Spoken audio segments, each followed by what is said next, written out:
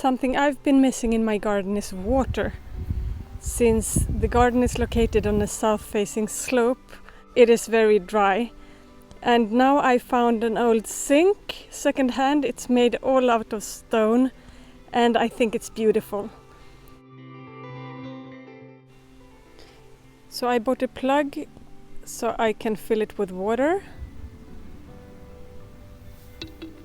And then I put some small stones in the bottom to hide it. You can put pebbles or you can put bigger stones, just whatever you find the most beautiful.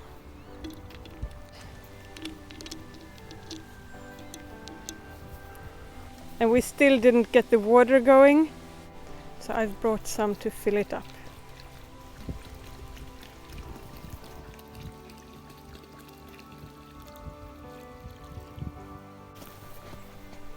And then I add in some small water plants to float, because then if an insect falls into the water, it can climb up on the plants.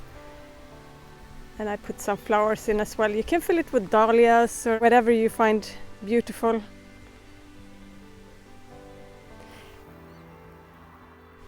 How did you arrange for water in your garden? Please comment.